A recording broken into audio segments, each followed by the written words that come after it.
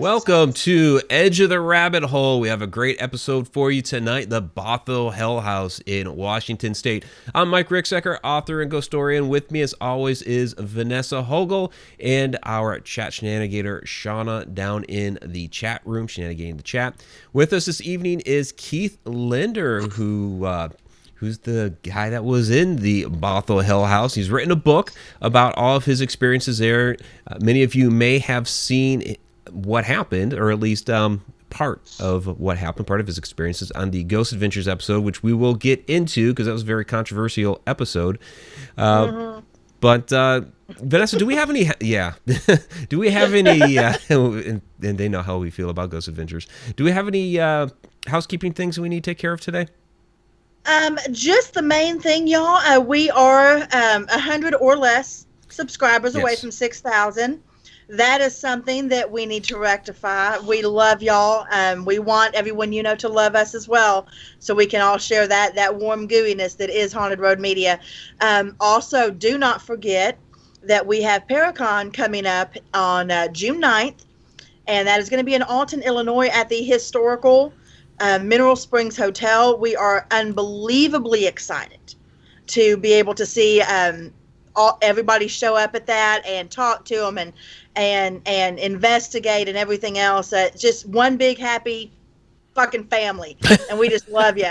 And no, it's good that you dropped an F-bomb early, because there were people that were concerned about you. I don't know if it was last week or the week before, but you did not drop an F-bomb at all throughout the entire show, and they were worried about you. I know. And see, this is why I love my people. Gotta get your quota. I love my people. Yeah. Because Keith, they're concerned about me. It's like I'm ill or something, Right. Bless them. But we just hope that everybody can make it out to that. It is going to be amazing. The response has been amazing. We've priced it so that anyone can come. Rest assured, bring your kiddos. They can come during the day too.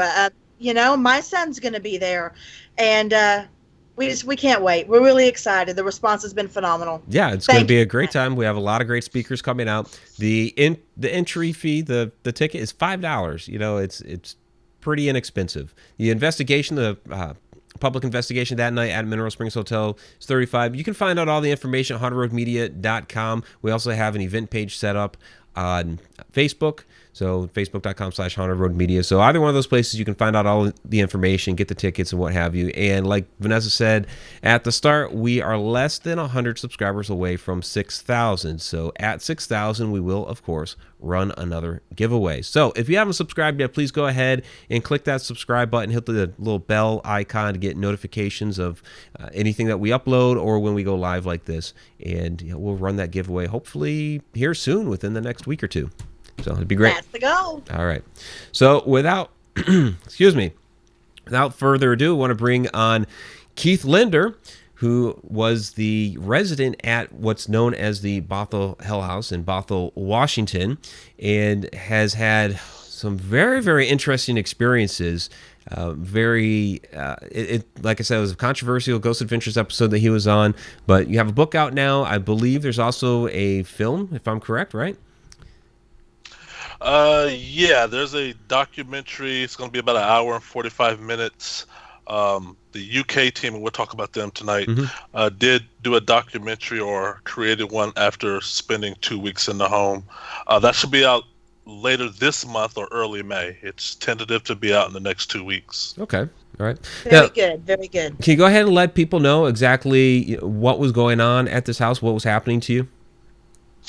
Yeah, well, I guess the question is what was not happening, because me and my girlfriend, and for those who know, we lived in the Bothell home 4 years, and almost immediately start having activity, probably day one, day two, and I'm talking about items turning up missing, loud bangs, phantom footsteps.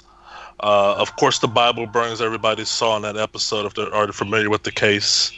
Wall writings, things written on the walls in my office, large objects being thrown, fires that did resort to the local fire department responding. There was 2 fires in the home. and then also just a lot of the normal hunting of door slams, loud banging, and the spirits putting me and Tina against each other. And that's let's go ahead and address that real quick. That is something that a lot of people don't realize, or if they do, they don't put a whole lot of thought into it, is that when you have, like you and I were talking about before the show, a profound haunting like this, something that is extended over a long period of time and extremely in-depth in the physical, emotional, and mental aspects, if it's involving two people, generally what will happen is if it's a malevolent spirit, it's going to try to put a wedge between those two people. It's going to do whatever it can in order to isolate the one that it wants the attention from, or the one that it wants to give the attention to. And that is something that people really need to pay attention to. And when they're in a situation like that, they need to know how to stop that. If you can't get it to stop, you can at least try to stop its effect on you. Did y'all have any luck with that? Unfortunately, no, because we broke up in the house, and by the time I found out that the spirit was playing me and Tina against each other, you're so knee deep into trouble. It's hard to get back to first base or get back to home base, because look how much has happened. There's a lot of angst, anxiety, anger, finger pointing.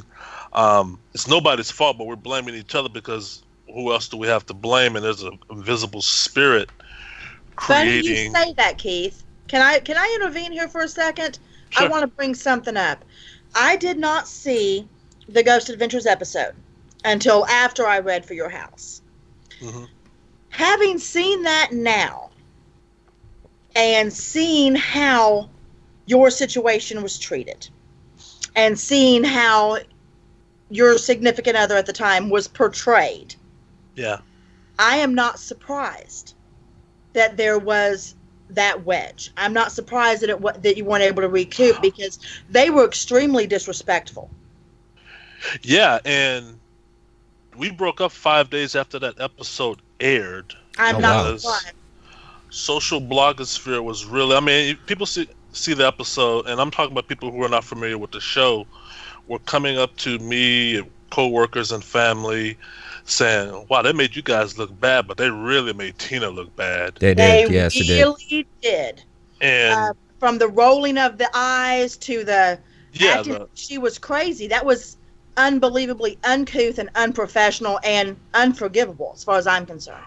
Right, and look at it from a house occupant. We're seeking help, and the first thing we want is, number one, help.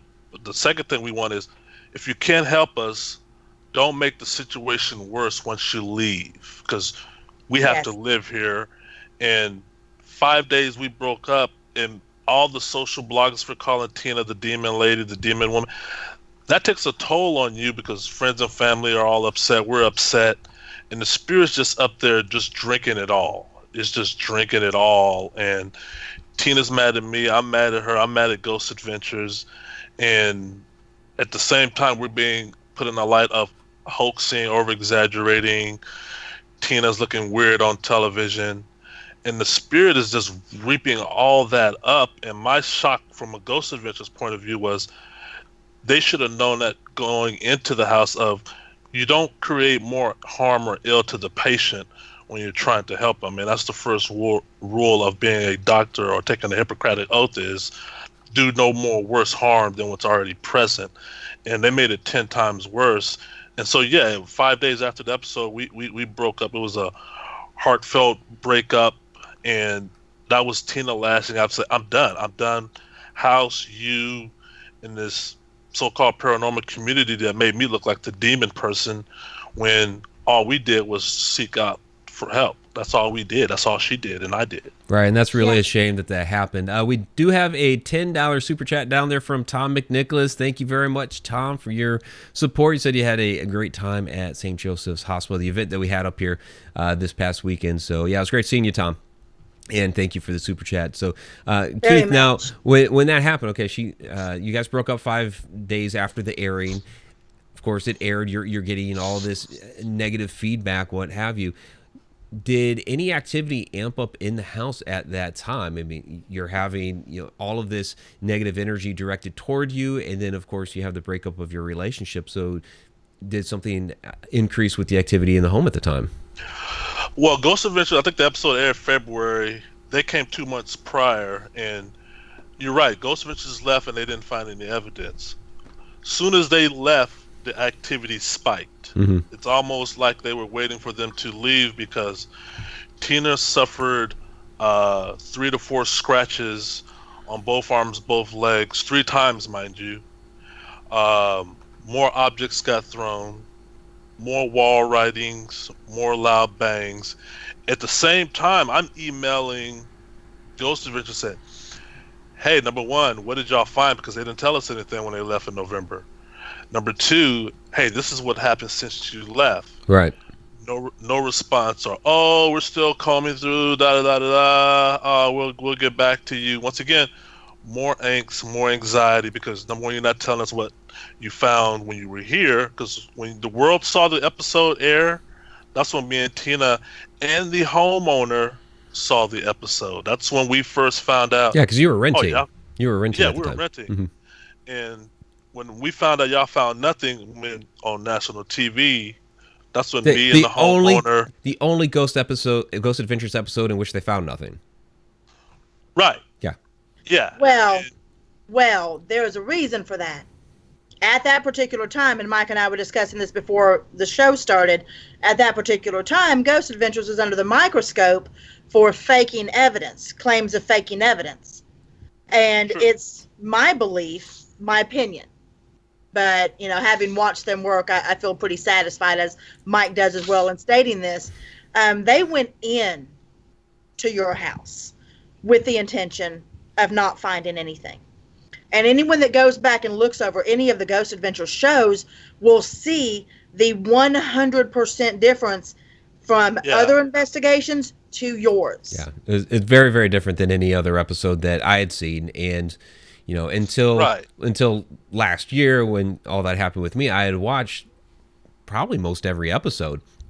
And they investigated it very differently, even though at the end they said they investigated like they usually do.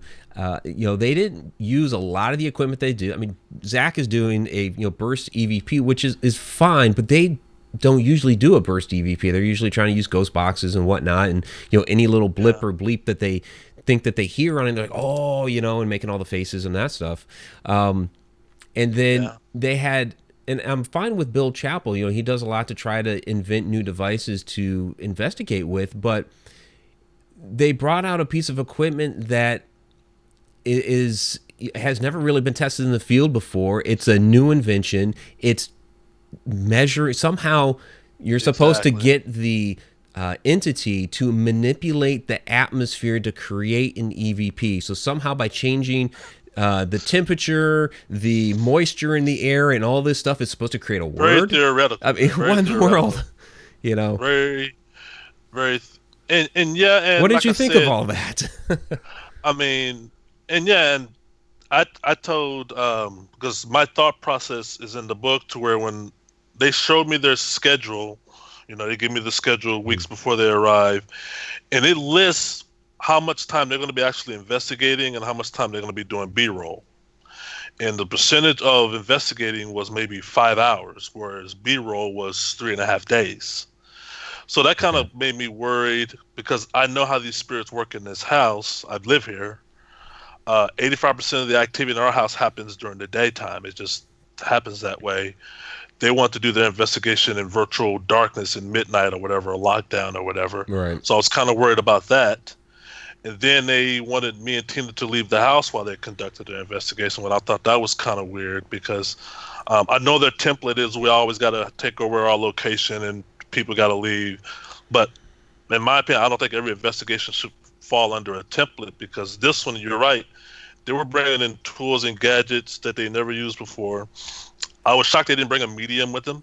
I was shocked they didn't have somebody more clairvoyant or observant to the atmosphere to be able to say, you know what, the energy is in this room. Let's focus on this room, and let's not let Keith and Tina go, because these spirits are going to cease to be active if we let them go and leave. But so I didn't see none of that, and then I had to wait 2.5 months for their final findings report. And then once again, like I said, we caught the brunt of it when the episode aired. Right. So it was. See, and that's what I find fascinating is when they make you wait so long to find that out. I'm not a huge Ghost Hunters fan. I used to be in the very, very beginning. First, second season, maybe. But that was one of the things that I always admired about them, was that after they completed their investigation, they would go back over the evidence. Even before they got it ready for filming, they would go back over the evidence with the homeowners and show them, and put on the headphones and say, what do you hear at this point? And that to me is very disconcerting that Ghost Adventures doesn't do that, and especially didn't do that with you, considering the documentation on the house already. But the other thing that people need to be really concerned about with them is you and Tina are adults. Why make you leave? If you are the center of the activity, why make you leave? Unless there are children involved, when we do an investigation, you're there. Yeah. The adults at the residence are there because they are not only participants, they're witnesses. Yeah, exactly. Yep. And that's the factor of why Nikki, you and others were successful. That's why the UK guys were successful, because I didn't even have to ask him. It was already just baked in mentality of, oh no, we're going to live in the home. And guess what? You're going to live in the home, do your normal day by day. We're going to be over here. We're not observing you per se, but we're observing the house. But you're a common denominator because you live here, and believe it or not, there's an indirect reaction with you and the spirits. We're just visitors. The spirits know that. They know we're here for a finite amount of time. So we definitely don't want you gone. And no, we were given no indication. Matter of fact, it was agreed, I think, predetermined that no, they would need the house by themselves. We have a number of questions coming in from the chat room, so I want to get to a few of those. From Rebecca Gardner, did Ghost Adventures script or stage anything at all? No, like I said, they didn't. There was nothing scripted or rehearsed or anything written down on paper. The only thing they had pre-planned was the hour of the investigation. Of Zach is going to come in on day 3, do a walk around. You're going to meet him. He's going to interview you. He's going to, and they're gone. He's going to come back the next day with him and the remainder of his team, and they're going to take over the house for the lockdown. There was no pre-rehearsal or anything that I saw that was rehearsed or orchestrated. My only observing of Zach and the guys is they had there's 2 versions, maybe 3 versions of the episode. Had they found evidence, you would have saw conversations that me and Zach had that are right now probably on the cutting room floor that never made it into the episode. Yeah. When one of the things me and Zach talked about in our bedroom, had they found evidence, because he was like, I was telling him about a cross on the wall and how it disappeared and reappeared in the washing machine. And Zach told me, he said, you know what? I believe you 100%, Keith, because that's a form of apporting or asporting or teleportation or whatever. That's a indication of poltergeist, semi-demonic activity. And the fact that you're telling me that and how you described it in the matter makes me know you're not lying. Now, so at that point, he believes you, but later on he doesn't. He believes me.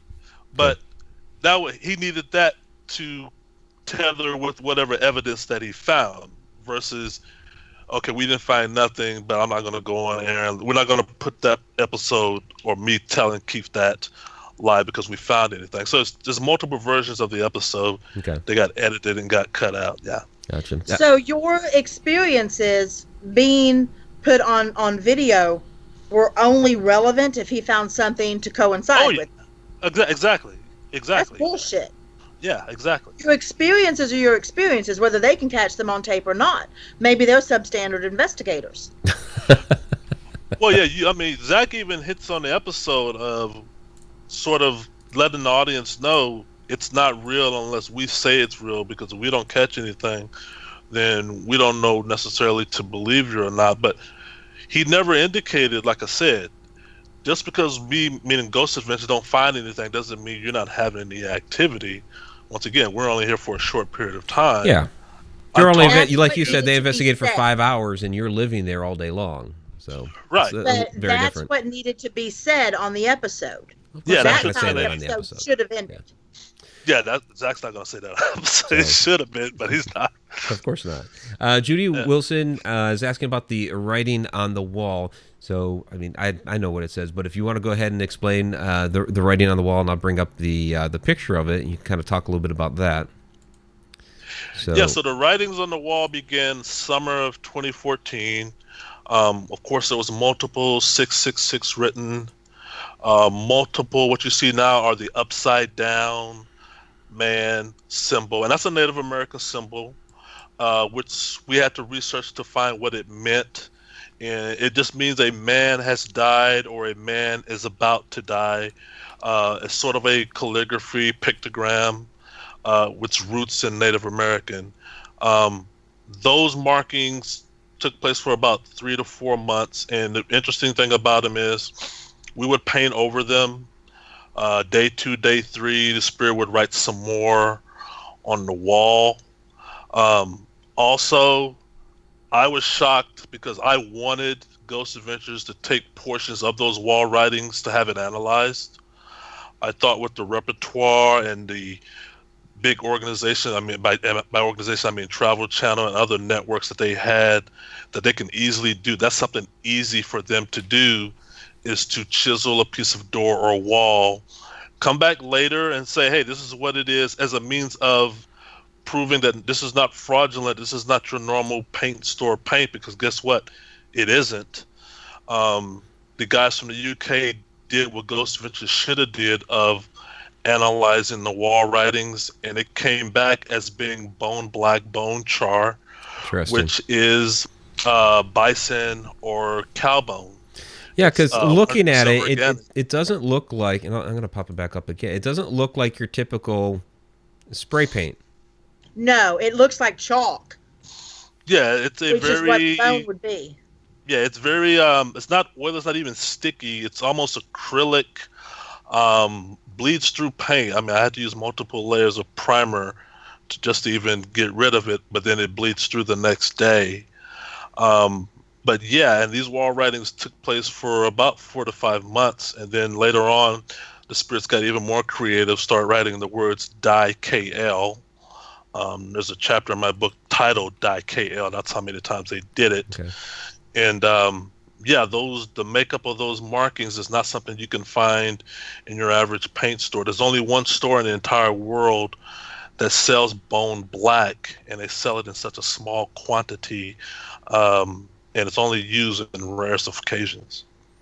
Okay, Michelle Hamilton is asking, what the homeowners thought of all this activity. The person that owns the house, I mean, you have all this activity going on, cabinets are being opened up, things are being thrown around. Apparently, the walls are being marked up with something. So what did they think of all that? I got 2 reactions about the homeowner, and here's the deal, because I get asked a lot this question of, do you think the homeowner knew the house was haunted? Mm-hmm. And I tell people, I'm 50-50. I don't have anything substantial to prove that he knew, except for the fact that, number one, they don't live in it. We know when the house was built, and it's been for rent ever since it was built. Maybe he lived in the house for a year, and then he put it up for market for being a rental home. When I told him about the activity, keep in mind, I had to get the homeowner's permission and approval for Ghost Adventures to even come. And I told the homeowner about burning Bibles, burning crosses, posters catching fire on his wall.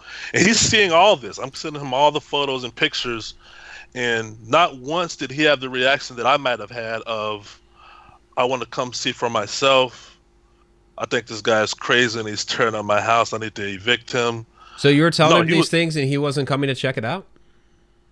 The homeowner's only been to our house, twice in 4 years. Wow. The day we picked up the keys, to move in, and the day we moved out, or when I moved out to pick up the keys. That's the only 2 times Wow.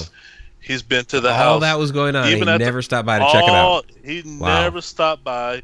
He never stopped by when Ghost Adventures was there. He didn't even call me the day the episode aired. I thought we was going to be kicked out that day. Mhm. Like, oh my God, you guys are crazy. They found nothing.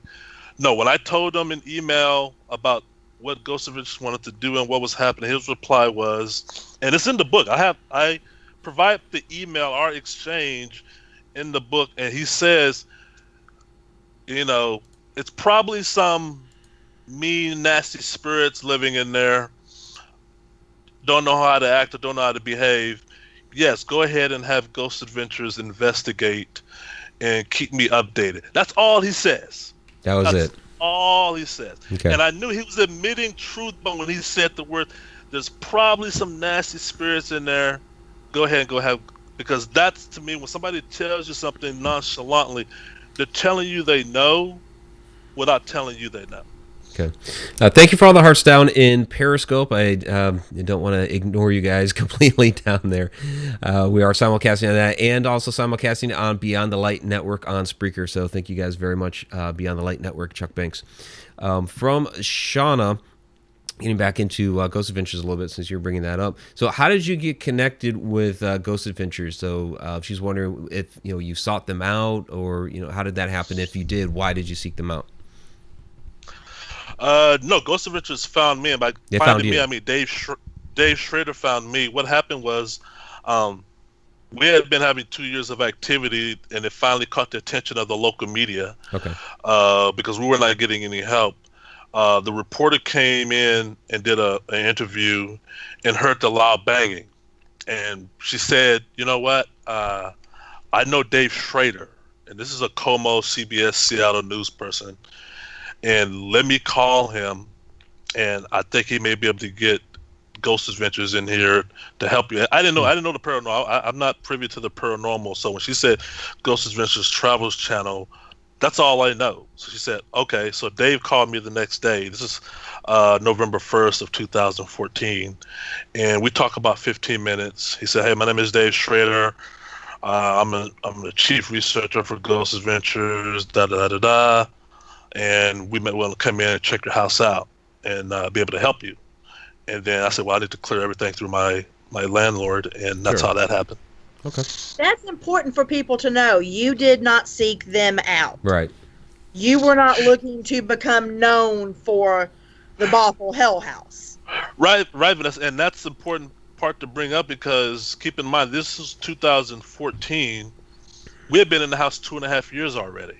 Mm-hmm. And generally hauntings like this, if people don't leave right away, it usually takes a while for something like this to create enough attention to where it attracts in personalities like a Ghost Adventures, because we've been dealing with local help, aka no help, for 2.5 years. So yeah, it's going to ratchet up and finally reach the point to where it's going to get on the grid, and that's what it did. It got on the grid of local news. They kicked it off to Dave Schrader, and then Dave Schrader told Ghost Adventures. But you're right, they found us. We didn't find them. That's an important bit of information. And that's what people need to realize. And that's what happens in a lot of these cases, as well as what would happen with Mike with Ghost Adventures. Same situation. They found him.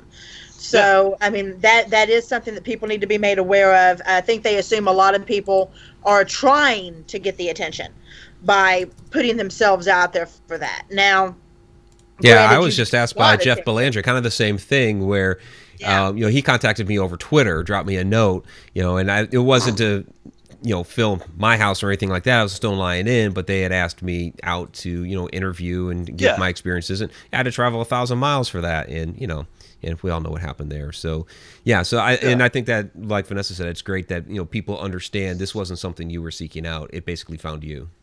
Yeah, exactly. Yeah.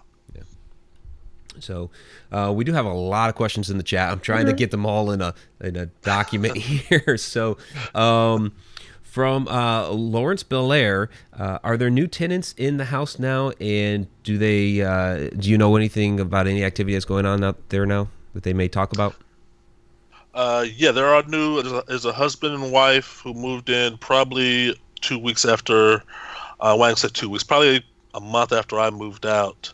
Husband and wife. I have not talked to them.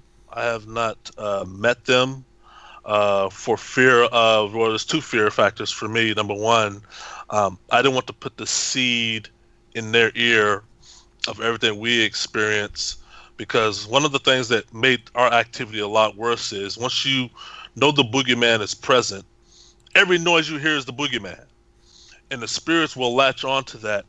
But just to do them a favor, we did let them know the house was active and what took place in the house, because it's fair not to be totally caught unaware, but at the same time, they don't need me poking in, checking in on them, knocking on the door, saying, "Hey, you having any activity yet? Has the couch levitated yet?"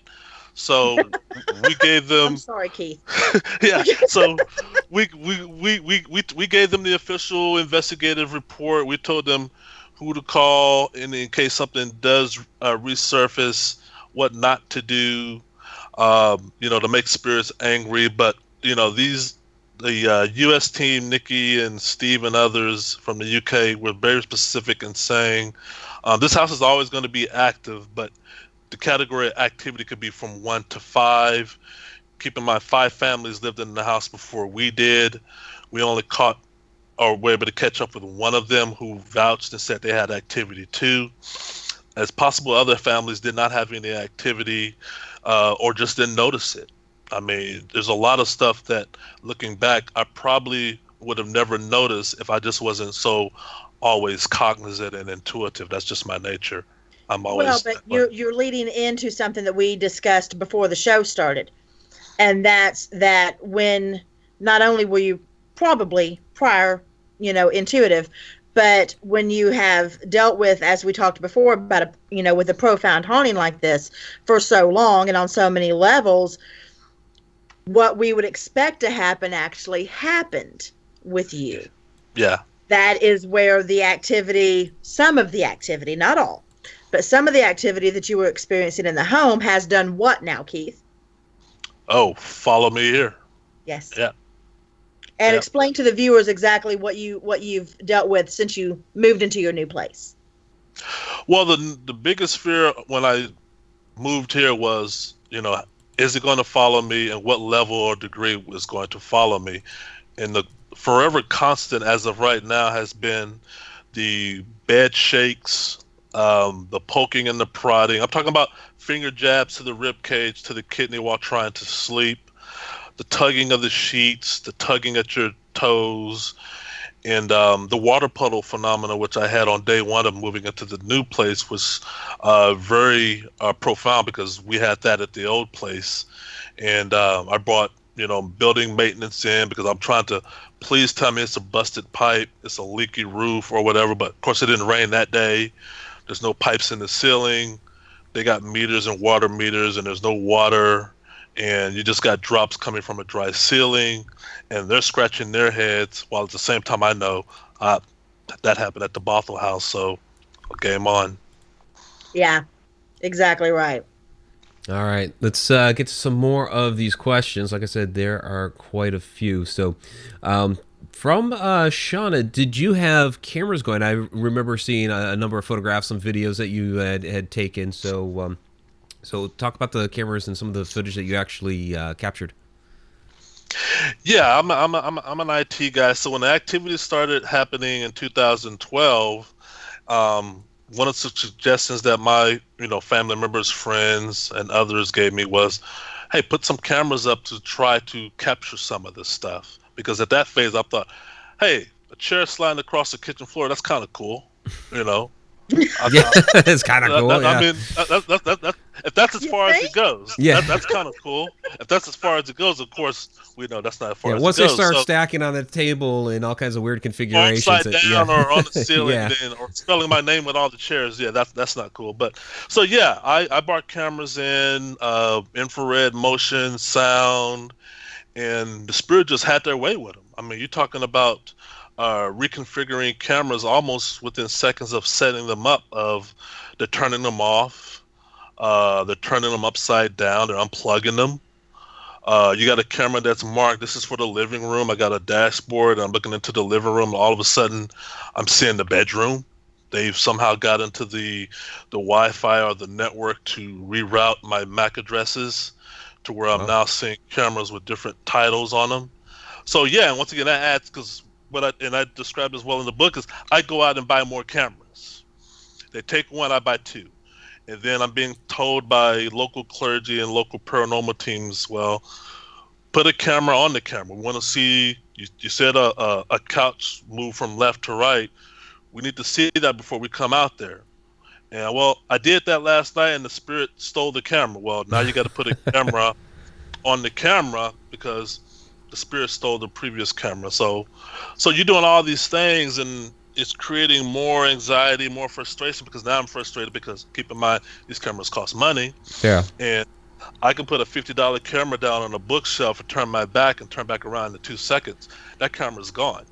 That's like $50 you just put on a bookshelf that just walked away. And this ramps up over time, while at the same time, one of the things that we were accused of as far as was this real is, well, why is all activity happening off camera? What we do see on your YouTube channel of the wall writings in your house in disarray, like a twister came through there. Why don't we see it before? We only see the after effect. And I tell people, I wish to God I could show you the before and the during, but unfortunately I don't hold all the cards here. The spirit does, and it's only letting you and me see what it wants us to see, because the more you doubt me makes me go buy more cameras, the more energy it gets by me buying more cameras. So we're in a loop-de-loop now. But I don't understand that. Any decent investigator, Mike, back me up on this, doesn't need you to prove the haunting to them. That's the purpose of being an investigator. Right. Is they want to go in and gather evidence themselves. Right. That's what I was scratching my head up for 2 years about, of, hey, you guys are the investigator. I'm just telling you what's happening. Come down here and do whatever it is you do, and do your thing. I'm telling you what happens when we're here. You come down here, and yeah, some of them said, well, show us. I can't, some bishops said the same thing. Some Catholic priests said the same thing. Well, we need to, you need to show us. You're not showing us much.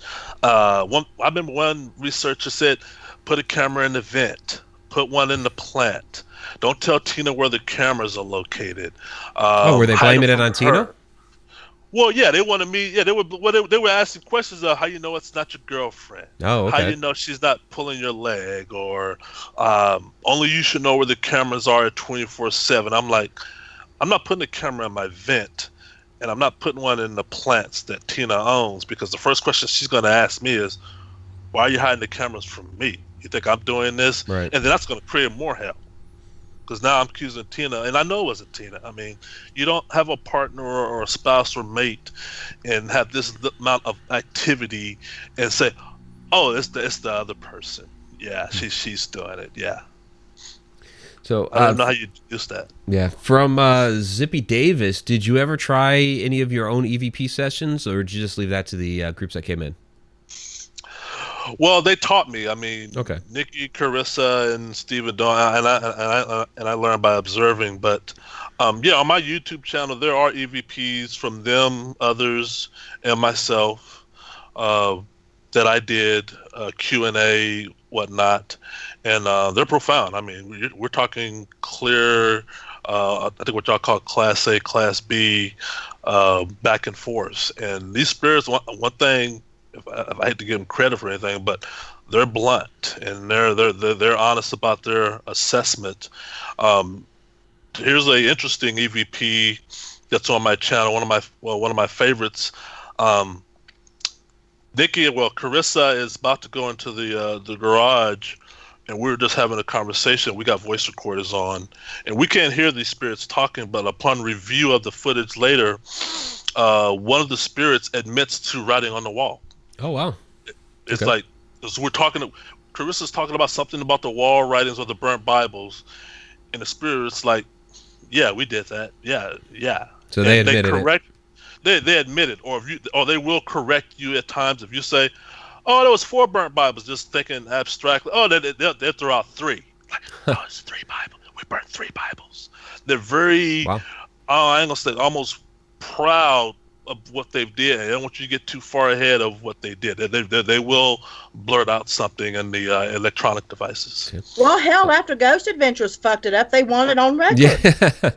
Yeah, if you're going to tell the world that we're haunting this place, you better get it right. So, From Michelle Hamilton, did you ever come to know what the spirit was? Well, I mean, there's multiple spirits in the house, and this is based on the findings of the teams and by me just going off my own premonition of seen, felt, heard. The official classification of the entire haunting is poltergeist. The activity suggests poltergeist. Nikki and her team did find elements of residual haunting. Some of the things the apparition was doing was almost like a movie playing. I saw the female apparition do things that would just seem like it was a recording. Some of the EVPs came back with Irish accents, which is when Bothell, the city, was founded, was very heavy populated with Irish settlers. But I mean, they've caught a lot of stuff. But the official was intelligent haunting / poltergeist. Multiple layers. Multiple layers. Layers. Their house is like an onion. It's like an onion. You really have to reduce it down to what phenomena you want to talk about and address it as to the phenomena, because, like I said, loud banging object, textbook poltergeist, but some of the residual stuff, the kids screaming that Nikki and her team heard coming over the equipment, and they heard them. You can almost set your watch to these mother and daughter screaming coming from the hallway. Keep in mind, there's multiple cameras in the house, and you can only hear the mother and daughter scream from the hall camera. So you know the noise is not outside. You know the house is empty, and you can log into one camera and not hear it, and this camera is only a few feet away. Log back into the hallway camera, and once again, the mother and daughter are screaming at each other. So yes, multiple layers going on. Multiple time frames. Yeah, exactly. And that's what I don't think that people realize is you can have intelligent hauntings from different time periods happening at the same time. Yeah, just like Grand Central Station. Grand Central Station. Everybody's going to a different destination. Everybody's coming from a different destination. This house is just a mecca of activity from different facets. And keep in mind, some have been there longer than others. Some have been there based on the fact that others are already there. I mean, if you have a house infested with one cockroach and you leave it unattended, guess what you're going to have in the future? A house infested with 10,000 cockroaches. So it became a lighthouse, if you will, for a lot of different stuff. Yeah, talking about multiple spirits, multiple time frames, there's a few different questions in the chat about Native Americans, possible Native American spirits there, Native American burial grounds. So you wanted to talk a little bit about that aspect, especially since you had Native American symbols that showed up in that one room. Yeah, the wall writings and the makeup of the wall writings lent themselves to Native American. Also, Dawn and Steve, some of the EVPs came back with the phrase long house. One of the voices that came back clear quality when Dawn went underneath the house in the basement or the crawl space. And we know I didn't know what a long house was, but we had to look it up. And long houses are Native American little, they're almost like a cabin-esque house. In Snohomish County, which is Bothell is located, they used to be everywhere. Long houses did. And when Seattle was founded, and it came time to cut down trees and whatnot, a lot of those things went away. Also, they conducted investigations in the woods or the creek behind my house. A few spirits admitted to being Native American from that point. And just to keep everything real, there's a segment on Ghost Adventures where they said, well, we researched it and we couldn't find any Native Americans in the area. That's false. If you don't believe me, just Google Bothell, Washington, and you will see that there are 3 tribes. Yeah, they only asked one tribe. They only asked one tribe, and therefore there's no Native Americans in the area. In fact, Bothell which is in Snohomish County, which is a Native American name. There's 3 tribes in Bothell that they didn't even bother to mention, which your average type of Google would have told you that in an instant, but they never put that in the episode. So yeah, a lot of different things. And we did have shamans in the house. Shamans did visit the house. That was a question in the chat, if you had a shaman come in. So what happened there? Shamans came in. Is that the one that had the sage stick light on fire by itself? Oh no, that was a medium. That was a medium. But no, shamans came in and we did ceremonies, we did offerings, appeasements, and the shamans did see activity. I mean, one shaman saw an armoire move from one side of the room to the other. This is the shaman, and once again, their words, not mine. They've never seen a house this active before. This is even profound to them, but they do what most people would do, is offering appeasement inside and outside the house. And sometime it worked, made the activity die down. Sometime it didn't. Interesting. Okay. Rebecca Gardner asked, does the state of Washington require a homeowner or seller to profess activity? Nope. No. Okay. Washington is not a... you have to say your house is haunted. I was researching that when the activity that began in 2014. I was also researching, has anybody died in the house, and nobody's died in the house. House is relatively young. It was built in 2005. The house is young. The land isn't. It was built it was built when? 2005. 2005. Okay, that answered another question that came up in chat. That was good. And another one on the same vein is: are there any other properties near that particular house that may be haunted? Well, it's anybody know Metzeloid. Okay. If anybody, this is a tract home neighborhood, so all the houses are pretty much cookie cut, built the same year. Every investigator, or most of them, talked to the neighbors. The neighbors didn't report of any phenomena taking place at their house, except with a few footnotes of my neighbor to the right kept saying over and over that their animals will not go to the left side of their house, which is the right side of ours. And then also that, wow, nobody never lives in that house long. That's the observant of the neighbors who, when we moved in, would come over and shake our hand and say, welcome to the neighborhood. But they were like, wow, nobody seems to stay in this house long. Well, it's like you said, it was built in 2009 is what you said? 2005. You moved in 2013? 12, yeah. 2012. So 7 years. How many families lived in that house in 7 years? 5 families. Thank you. Yeah, 5 families. Yeah. And big red flag. Ghost Adventures knew this. They knew this. They had the contact info of the previous tenant. And I want your listeners to know this, because I contacted the previous tenant 2 years after moving there, and I just found her because her mail was still coming to the house. And I looked her up on Facebook, and I didn't tell her the activity we were experiencing. I just said, hey, my name is Keith Linder. We live in the house that you used to live in. We've been having some weird things happen. And her reply back to me, after needing 2 months to decide to even tell me, was, the house is a living hell for us. It was the beginning and the end in that place. We had kitchen cabinet doors fly open. We had noises, bangs, phantom footsteps. The TV would cut off and on by itself. We had a nanny who lived in the house with us, who one day we were out of town. She woke up and all the kitchen cabinet doors were open. She grabbed the kids and drove all the way to Yakima, which is a 5-hour drive. And she never returned back to that house. This is me. She's telling me all this stuff without me even informing her that, oh, we had that happen to us too. Oh. And I gave her, or Ghost Adventures, her contact info, because once again, collaboration. Right. And she lived in the house 5 years before we did. This is not a year before. She wasn't the previous tenant. She was the previous tenant. And her telling me that, I mean, that's just golden. That's just, from an investigative researcher point of view, it's debate over now. You know, she had nothing to gain. Yeah, nothing to gain. These two don't even know each other. She lived in the house 5-6 years before this guy even arrived. Yeah, this is not even debatable anymore. We can put that part down and start focusing on the other stuff as to how to get rid of it, how to make it stop. From Tim Schoen, since you had something follow you, you still have some activity going on. Do you have any idea if Tina is still having experiences?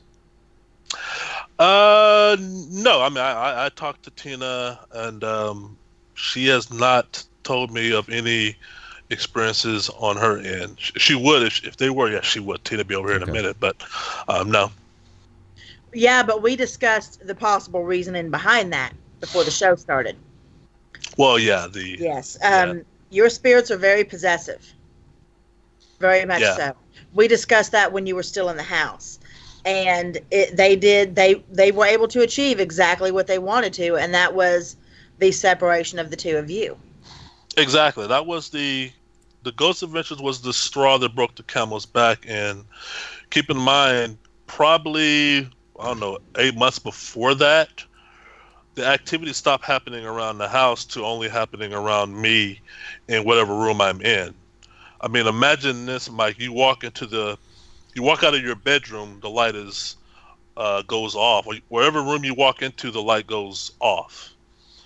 Whatever room you step out of, the light comes on, or vice versa.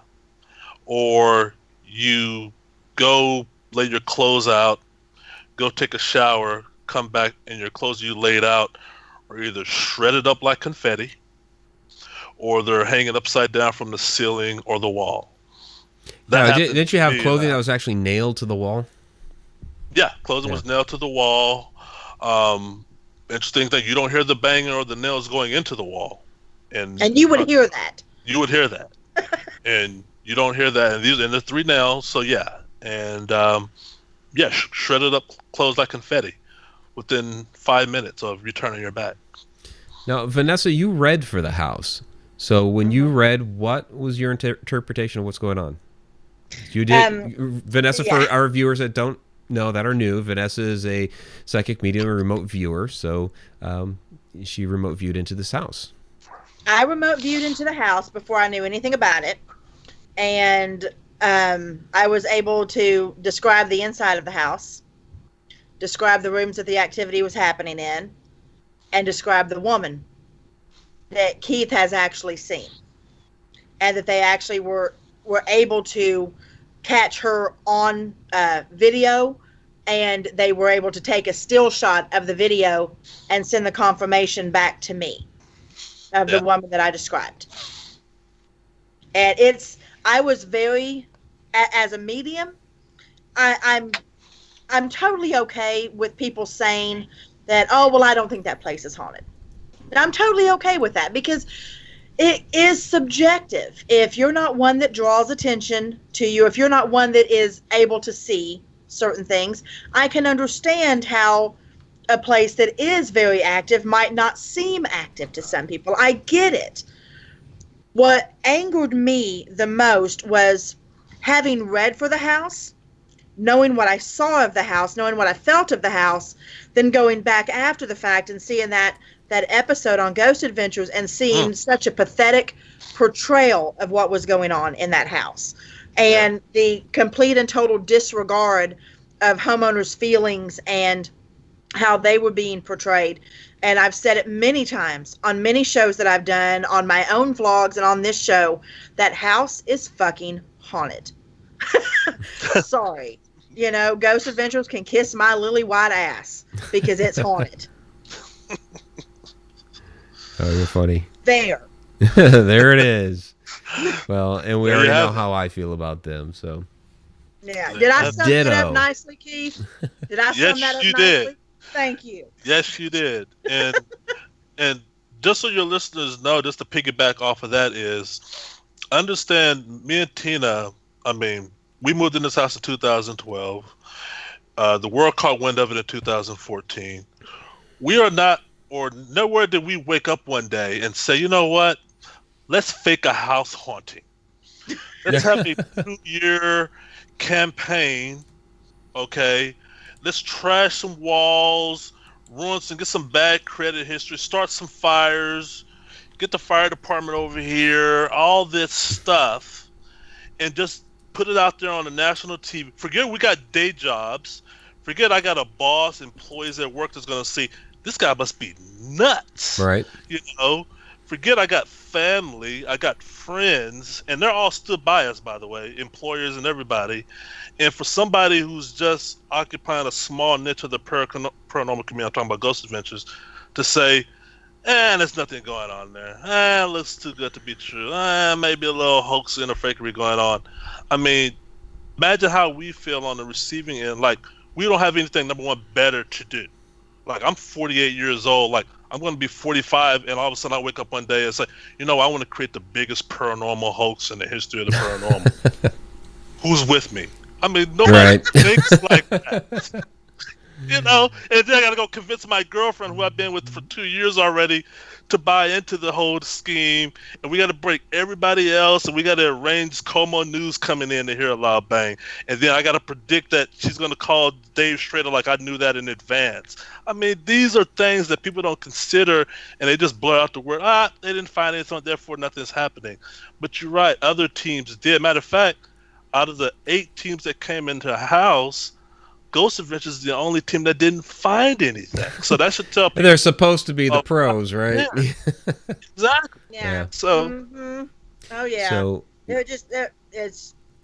Yeah. Yeah. We have a few minutes left, and I want to try to work in a few more of these questions. We're probably not going to get to all of them, and I do apologize. You guys have had a lot of great questions out there. And we could have really filled up, a couple of hours worth of an episode. But so Ren Oak asks, Keith, did you ever just sit down and talk with the spirits in your house? Yeah, I mean, early on when the activity is relatively small, we thought it was a kid ghost or a kid spirit because we heard the kid cough the first day we moved in. And so we researched online as to try to guide this child spirit into the light, or to quiet it down, or to let it know our intentions are sincere and real. And so we tried that, and we were suggested that, and we got negative reactions. And by negative reactions, objects will be thrown at us when we tried to talk to them. Okay. To kind of piggyback on that, X-Group Home Kid, did you ever think they were trying to figure out as much as you were trying to figure out them? Yeah, I can say they're very observant and inquisitive, because a lot of the EVPs that Nikki, Carissa, and others found, you can actually hear the spirits talking about current events. About current events, I mean what the investigators are doing. So if you got Steve and Dawn laying down equipment, you go back and review the audio footage, and you hear these voices saying, oh, they're doing that. Oh, he's picking up a camera. Oh, look at that type of camera. Oh, he's plugged it in. Stuff like that. He's powered it up. They're having conversations in the midst of whoever's there, and me and Tina. So, yeah, they're very observant and inquisitive. And I do think they learn from some of the stuff that we do. It's not so much they're all omnipotent in knowledge, because one of the EVPs that I caught was one spirit told the other spirit to take a camera. He actually told the spirit, in a subordinate or a boss type way, take that camera. We'll review it, whatever home base is. He told him that, and it's clear as day that verbal exchange. Okay. Didn't you have some cameras being thrown around and making holes in the walls and things like that? Oh yeah. Cameras thrown, busted. I had all that stuff. Yeah. Thrown, holes in the walls, plaster. Okay. From Lynn's White, did you ever try washing the walls with salt water to cleanse the house of negative energy? And you did try to burn sage, I know that. Yeah, we tried everything. We tried everything. Salt water, spray, salt water, holy water. And these are the clergies that came in, olive oil, incense. Like I said, we tried everything. And keep in mind, they took that and just threw it back in your face. They really objected to that. Did the activity get worse when you tried to do those things? Yeah, it spiked. Okay. Yeah. From NA, what about ley lines? Do you have any ley lines, or did you have any ley lines going through or near the house? I don't know. No team ever talked about ley lines for the house. I've heard that. About ley lines, Keith. What we did discuss was the what appeared to be a grid. that your house sat on.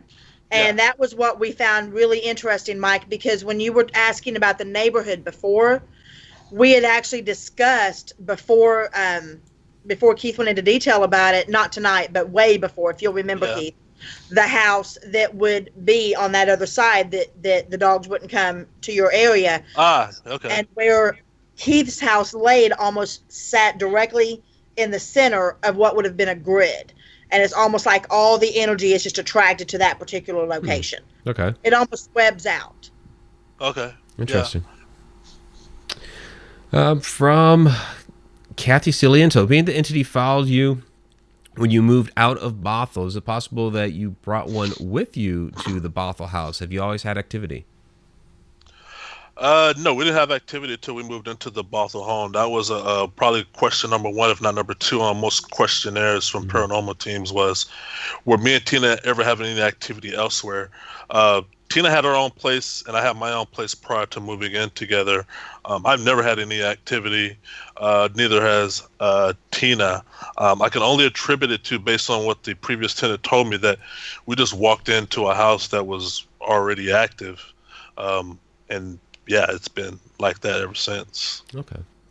And we'll take one more question from the chat room, and then we got to wrap up the show because we are now past our hour. From Tom McNicholas, did you ever have Ghost Adventures remove the show, or are they still showing it?